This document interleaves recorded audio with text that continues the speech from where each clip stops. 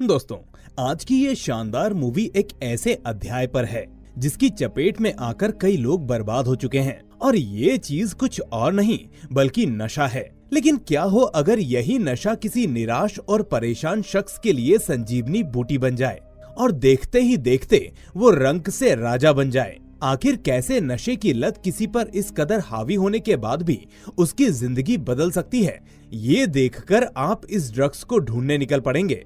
पर उसके लिए आपको ये पूरी वीडियो देखनी जरूरी है। और उससे पहले अगर आपने हमारा चैनल अब तक सब्सक्राइब नहीं किया है तो इसे सब्सक्राइब जरूर कर लें।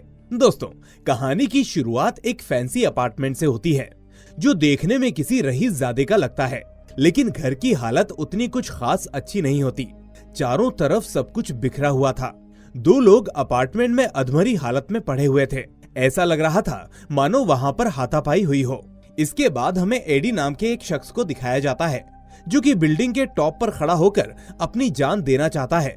लेकिन क्या वो उस बिल्डिंग से जंप करता है, उसकी मृत्यु होती है या नहीं, ये आपको आगे पता चल जाएगा, क्योंकि तभी मूवी फ्लैशबैक में जाती है और हमें पता चलता है कि एडी एक राइटर है जिसने अपनी कई काल्पनिक कथाओं को किताब में उतारा है। वो अभी भी एक बुक लिखने की कोशिश कर रहा है, मगर ये उस बेचारे से हो ही नहीं पा रहा। एडी पूरा दिन अपने कमरे में ही पड़ा रहता था। वो आलसी हो गया था और उसे कुछ भी करने में मन नहीं लगता था। यहाँ तक कि खाने पीने और ऐश करने के लिए वो पैसे अपने दोस्तों से उधार मांगा करता था। एडी की इन्हीं हरकतों की वजह से उसकी गर्लफ्रेंड लिंडा उससे तंग आ चुकी थी और वो उसे छोड़ने का मन बना लेती है। दोनों के बीच काफी बहसबाजी होती है, लेकिन लिंडा ऐसे इंसान के साथ रहकर अपनी जिंदगी बर्बाद नहीं करना चाहती थी, इसलिए वो उससे ब्रेकअप कर लेती है। हालांकि दोस्तों, ऐसा नहीं था कि लिंडा से पहले एडी की जिंदगी में पहले कोई दूसरी लड़की नहीं थी। दरअसल वो तो शादीशुदा था। उसकी मेलिसा नाम की एक पत्नी भी थी, मगर किस्मत के मारे एडी की जिंदगी में शायद पारिवारिक सुख लिखा ही नहीं था और मेलिसा और उसका तलाक हो गया था। बस फिर क्या था, पहले मेलिसा अब लिंडा। एडी दोबारा दिल टूटने की वजह से अपनी किस्मत को कोसते हुए अपने घर जाने लगता है। तभी उसे पीछे से कोई आवाज देता है और ये कोई और नहीं बल्कि उसकी पहली पत्नी मेलिसा का भाई वर्नॉन होता है।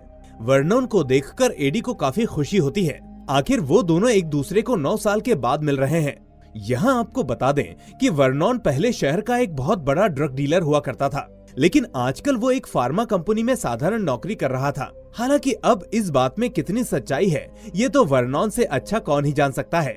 इतने दिनों बाद मिलने का जश्न मनाने के लिए दोनों एक बार में जाते हैं, जहाँ पर एडी वर्नॉन से घर के हालचाल लेता है और मेलिसा के बारे में पूछता है। जवाब में वर्नॉन उसे बताता है कि उसकी बहन किसी दूसरे शहर में अच्छी जिंदगी गुजार रही है और खुशी की बात तो यह है कि उसके बच्चे भी हो चुके हैं।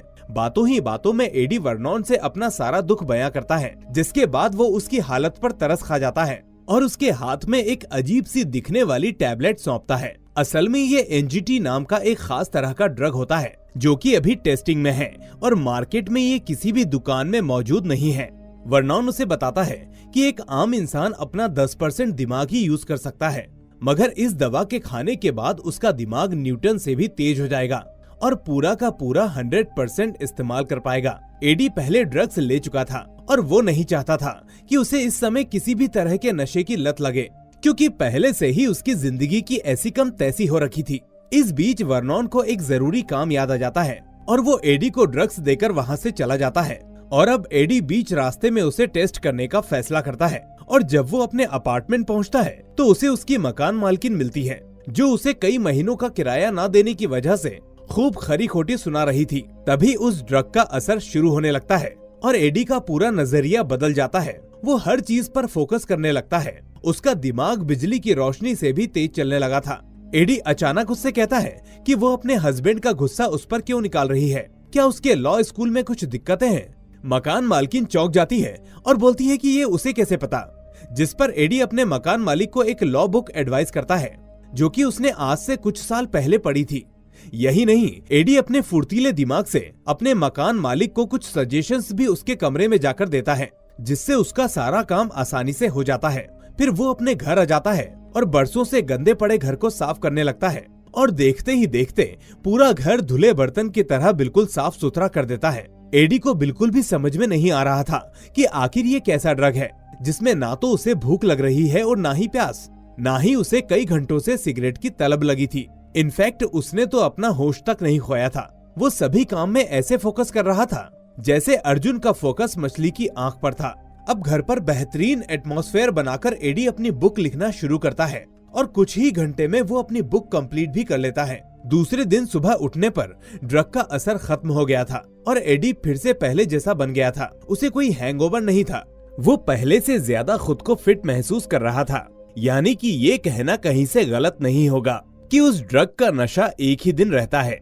सुबह उठकर एडी अपनी बुक लेकर अपनी पब्लिशर के पास जाता है। पब्लिशर भी उसे देखकर हैरान थी कि आखिर जो इंसान सालों से उसे घुमा रहा था वो इतनी जल्दी काम कैसे खत्म करके दे सकता है।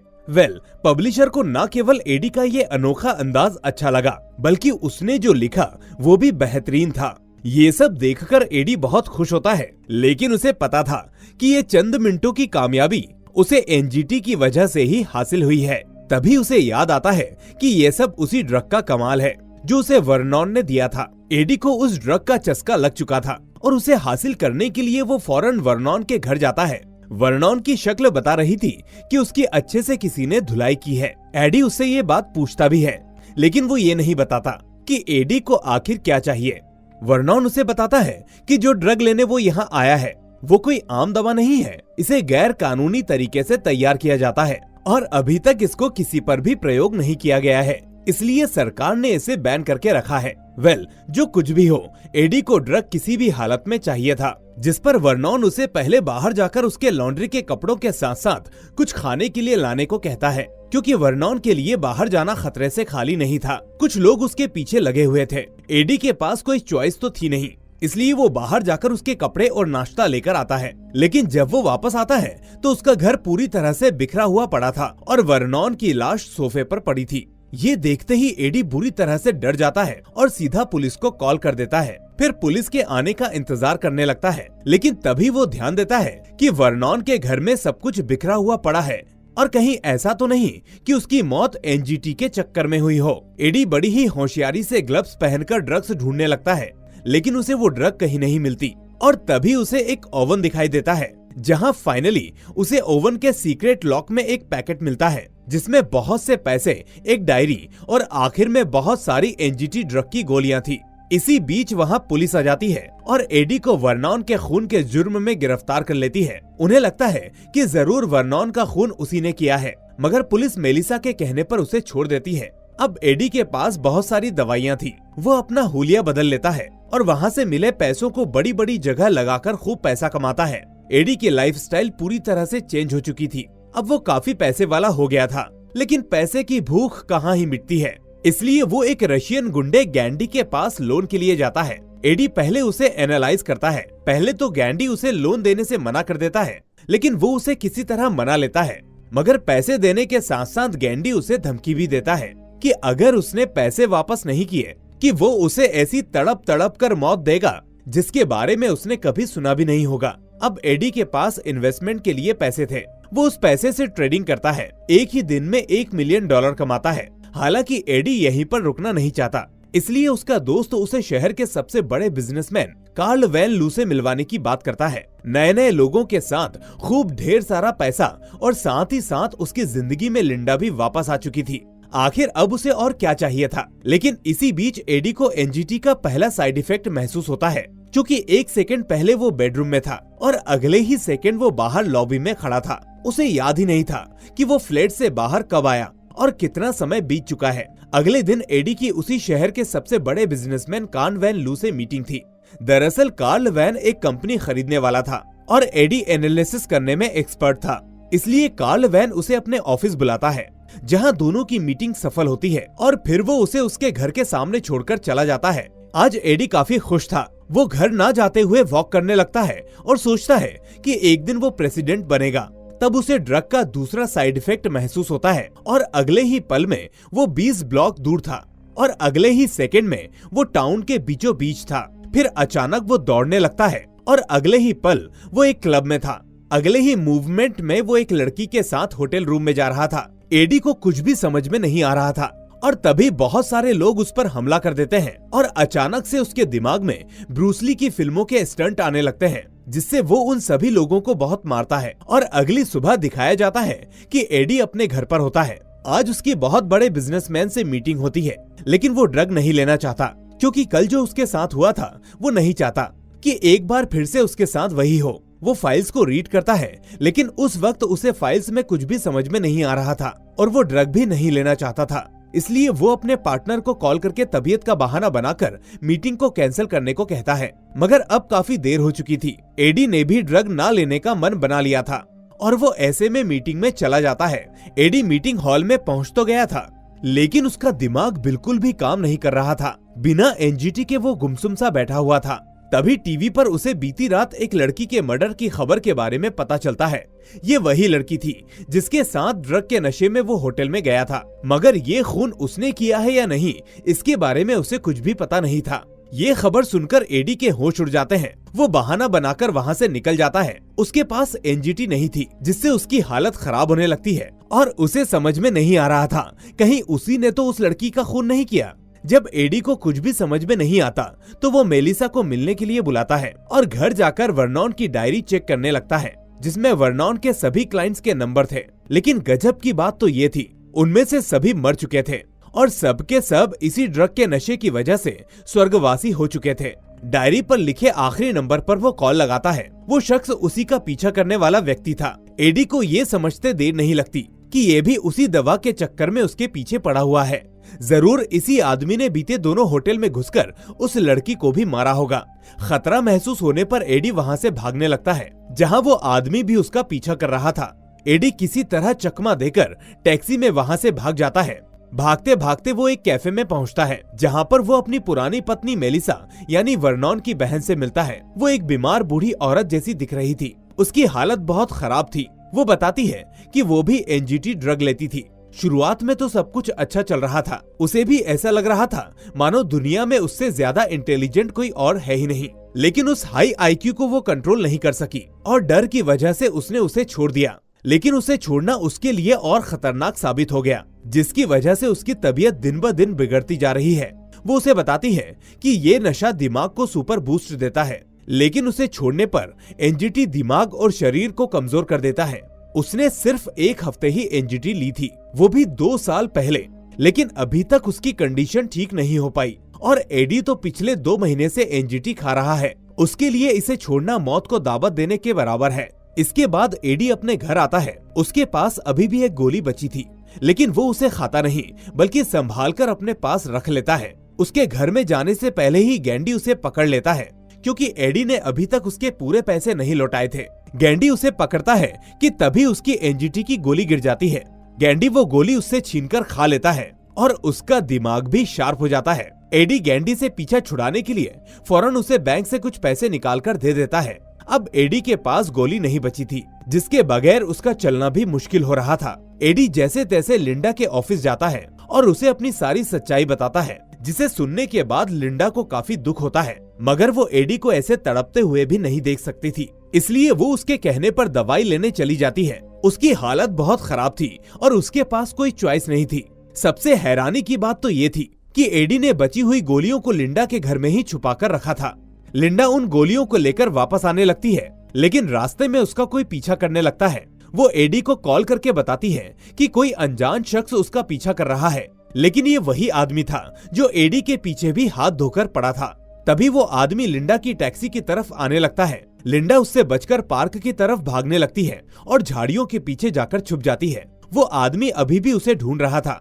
वो एडी को कॉल करती है तो एडी उसे समझाता है कि वो उस गोली को खा ले, तभी उसकी जान बच सकती है। लिंडा भी एक एनजीटी गोली खा लेती है और कुछ ही सेकंड्स बाद उसका भी नजरिया बदल जाता है। वो भी हर चीज में फोकस करने लगती है। उसका दिमाग ना जाने कितने हॉर्स पावर की स्पीड से चलने लगता है। उसे सामने एक लड़का हाथ में बेसबॉल बैट लेकर खड़ा मिलता है और सामने कुछ लोग आइस स्केटिंग कर रहे थे। वो एक लड़की के पास जाती है और उसके आइस स्केटिंग के जूते से उस आदमी पर वार करती है, जिससे वो आदमी जख्मी हो जाता है और लिंडा वहाँ से निकल जाती है। अपनी जान बचाकर लिंडा ऑफिस आती है, जहाँ वो एनजीटी की गोली एडी को देती है, जिससे वो ठीक हो जाता है और फिर दोनों एक होटल में रुकते हैं। अगली सुबह लिंडा काफी नाराज थी, क्योंकि वो जिससे प्यार करती है वो कोई और है और एनजीटी लेने के बाद जो एडी उसके सामने मौजूद रहता है वो कोई और ही हो जाता है। एडी उसे समझाने की कोशिश करता है, लेकिन लिंडा ने भी एनजीटी ली थी, इसलिए एडी का कोई बहाना नहीं मानती। जिसके बाद वो उससे वादा करता है कि वो जल्द ही दवा को हमेशा हमेशा के लिए छोड़ देगा, लेकिन इससे पहले उसे वो सब कुछ ठीक करना पड़ेगा जो कुछ भी इस दवा की वजह से हुआ है।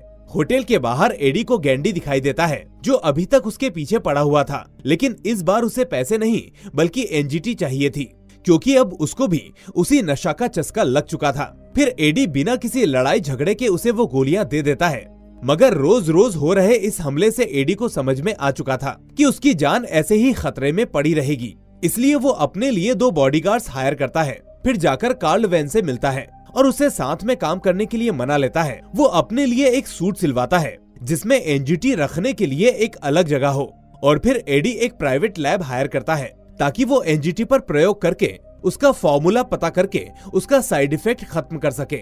यही नहीं, वैज्ञानिकों की झड़ी लगाकर वो एनजीटी का एडवांस वर्जन बनाना चाहता था।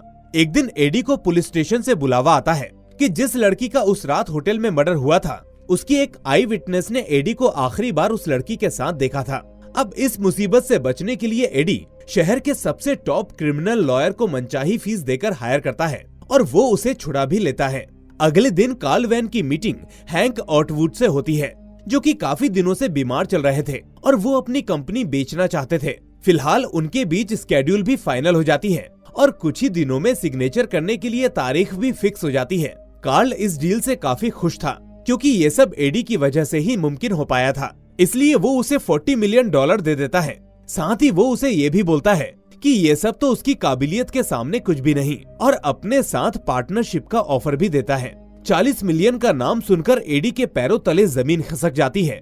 अब वो काफी अमीर बनने वाला था, मगर उसकी ये खुशी ज्यादा देर तक नहीं टिक पाती, क्योंकि जिस दिन डील फाइनल होने वाली थी उस दिन ऑफिस में सभी हैंक ऑटवुड का इंतजार कर रहे थे, लेकिन उसकी कोई खबर नहीं थी। तभी उनके ऑफिस में हैंक ऑटवुड की बीवी आती है और सबको बताती है कि उनके पति की तबीयत अचानक बिगड़ गई है, जिससे वो कोमा में चले गए हैं और जब तक ठीक नहीं हो जाते तब तक ये डील नहीं हो सकती। ये खबर एडी के लिए बहुत ही कष्टदायक थी, और उससे भी ज्यादा हैरानी तो उसे तब हुई जब उसने बाहर ऑटवुड की बीवी को उसके बॉडीगार्ड के साथ देखा। असल में दोस्तों, ये वही आदमी था जो कई दिनों से एनजीटी के लिए एडी का पीछा कर रहा था। अब एडी को समझ में आने लगा था कि आखिर वो शख्स उसके पीछे क्यों पड़ा था, क्योंकि उसका मालिक भी एनजीटी लेता था और ये आदमी उसके पीछे एनजीटी के लिए ही पड़ा था, क्योंकि वो अपने मालिक को मरने से बचाना चाहता था। आज एडी को पुलिस स्टेशन पर आइडेंटिफिकेशन के लिए बुलाया गया था। एडी अपना कोट उतारकर अपने लॉयर को दे देता है और उसी के जैसे दिखने वाले बाकी लोगों के साथ जाकर खड़ा हो जाता है, लेकिन सभी एक जैसे लगने की वजह से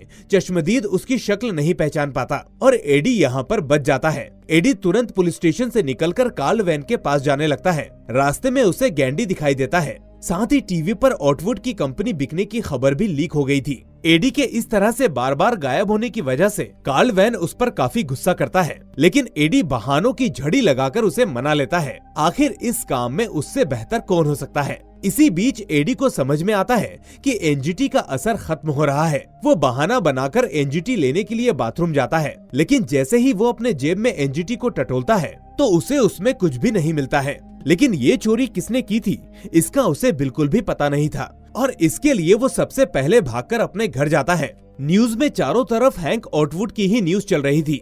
उसकी तबीयत अभी भी खराब थी। तभी एडी को टीवी पर उसका वकील भी वहीं हॉस्पिटल में दिखता है। एडी समझ जाता है कि उसकी गोलियां किसने चुराई हैं। यकीनन पुलिस स्टेशन में इसी वकील ने एनजीटी चुराई है, और अब उसकी एक गलती की वजह से हैंक ऑटवुड को एनजीटी मिल जाएगी, जिससे वो दोबारा तंदुरुस्त हो जाएगा और उसका दिमाग इतना तेज चलने लगेगा कि वो अपनी कंपनी नहीं बेचेगा, यानी कि उसकी डील टूट जाएगी, जिससे एडी को ना ही $40 मिलियन मिलेंगे और ना ही कार्ल वैन के साथ कोई पार्टनरशिप। एडी अपनी बर्बादी पर जोर जोर से हंसने लगता है और तभी उसके दरवाजे पर आवाज आती है। कोई जबरदस्ती अंदर आने की कोशिश कर रहा है। एडी कैमरा में देखता है कि गेट के बाहर गैंडी था, जो कि एनजीटी लेने के लिए उसके घर में गुंडों के साथ आया था। एडी का फोन भी काम नहीं कर रहा था। अब वो बालकनी की तरफ देखता है और मूवी वहीं आ जाती है जहां से शुरू हुई थी। इसी दौरान एडी को याद आता है कि उसने एक गोली कहीं न कहीं छुपा कर रखी है। अब वो गोली को ढूंढने के लिए डिब्बों को खंगालने लगता है।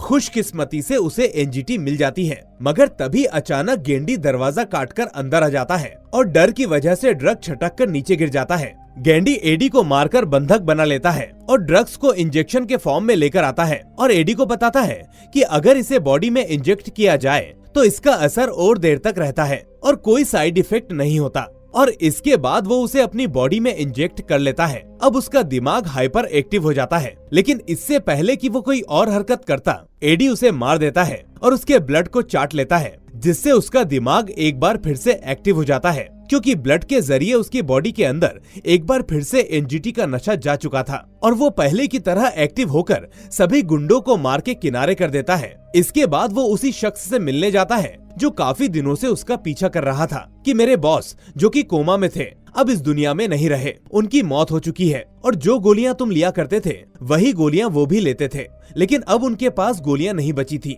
इसलिए वो कोमा में चले गए। इस पर एडी बोलता है कि आखिर ऐसा कैसे हो सकता है, तुम्हारे वकील ने ही मुझसे वो गोलियां चुराई थी, क्या उसने वो गोलियां तुम्हारे बॉस को नहीं दी? अगर ऐसा है तो उसने न सिर्फ मुझे धोखा दिया बल्कि तुमको भी धोखा दिया है। जिसके बाद वो दोनों मिलकर वकील के घर पहुंचते हैं, जहां पर ड्राइवर उस लॉयर को मार देता है और एडी उसके घर से सभी गोलियों को हासिल कर लेता है। यहाँ पर दिखाया जाता है कि एडी की बुक अब पब्लिश हो चुकी थी, वो देश में काफी फेमस हो चुका था, साथ ही साथ वो प्रेसिडेंट का चुनाव भी लड़ने वाला था। ऐसे में एक दिन उससे मिलने कार्ल वैन उसके दफ्तर में पहुंचते हैं, जिन्होंने ट्रेडिंग छोड़कर अपनी एक ड्रग की कंपनी बना ली थी। साथ ही साथ कार्ल वैन एडी से कहते हैं कि उन्हें उस ड्रग्स के बारे में पता है जिसे खाने के बाद लोगों का दिमाग बहुत तेज हो जाता है और शायद तुम भी वही यूज करते हो, लेकिन अफसोस अब तुम उसे यूज नहीं कर पाओगे क्योंकि मैंने उस फार्मा कंपनी को पूरी तरह से बंद कर दिया है। इसलिए अगर तुम्हें वो गोलियां चाहिए तो इसके लिए तुम्हें मेरा एक काम करना पड़ेगा, और वो ये है कि जब तुम देश के प्रेसिडेंट बन जाओगे तो मेरे कहने पर सारी चीजें करोगे। एडी बातें सुनता है और खिलखिलाकर हंसते हुए कहता है कि अब मुझे उस दवा की बिल्कुल भी जरूरत नहीं है और ना ही मैं देश के साथ कोई धोखा करने वाला हूँ, क्योंकि मैंने उस दवा को लेना कब का छोड़ दिया है। यहाँ तक कि मैंने अपनी लैब में उन गोलियों को मॉडिफाइड करके उनके सारे साइड इफेक्ट्स को खत्म कर दिया है और उसका एक ऐसा एडवांस वर्जन बनाया है जिसे मैंने सिर्फ एक बार लिया था और अब इसका असर हमेशा मेरे दिमाग में रहता है, और वो भी बिना किसी दूसरी गोली लिए। यहाँ पर जब कार्ल वैन को लगता है कि उसका काम अब नहीं बनेगा तो वो उसकी पोल खोलने की उसे धमकी देता है, पर तभी एडी उसे बताता है कि तुम मेरा कुछ भी नहीं बिगाड़ सकते, और अगर तुम्हें इस चीज का एग्जाम्पल देखना है तो जो सामने से गाड़ी आ रही है वो ठीक 10 मिनट बाद टकरा जाएगी। ठीक ऐसा ही होता है। वहाँ पर एक गाड़ी दूसरी गाड़ी से टकरा जाती है, जिस पर एडी इशारों में उसे समझा देता है कि वो उससे 100 कदम आगे चल रहा है। यानी कि दोस्तों, एडी के दिमाग की शक्ति इतनी ज्यादा हो गई है कि वो वक्त से आगे भी देख सकता है। इसके बाद वो कार्ल वैन के दिल पर हाथ रखकर कहता है कि तुम्हें आने वाले समय में बहुत ढेर सारी दिल की बीमारियां होने वाली हैं। तुम्हें ये सब छोड़कर अपना ध्यान रखने की जरूरत है। ये सब देखकर कार्ल की आंखें फटी की फटी रह जाती हैं कि वो किससे पंगा ले रहा है, जिसके बाद वो अपनी गाड़ी में बैठकर निकल जाता है। वहीं दूसरी तरफ हम देखते हैं कि एडी अपनी गर्लफ्रेंड लिंडा से मिलने जाता है, जहां पर वो एक वेटर को चीनी भाषा में ऑर्डर देता है। ये देखकर लिंडा उससे काफी इम्प्रेस होती है, साथ ही साथ कंफ्यूज भी रहती है कि आखिर एडी ने उस ड्रग्स को छोड़ा भी है या नहीं। और इसी के साथ ये मूवी यहीं पर खत्म हो जाती है। अगर आपको हमारी आज की वीडियो पसंद आई हो तो इसे लाइक करके ज्यादा से ज्यादा शेयर करना बिल्कुल ना भूलना। हम फिर मिलेंगे एक और ऐसी ही वीडियो में। Till then take care and thanks for watching.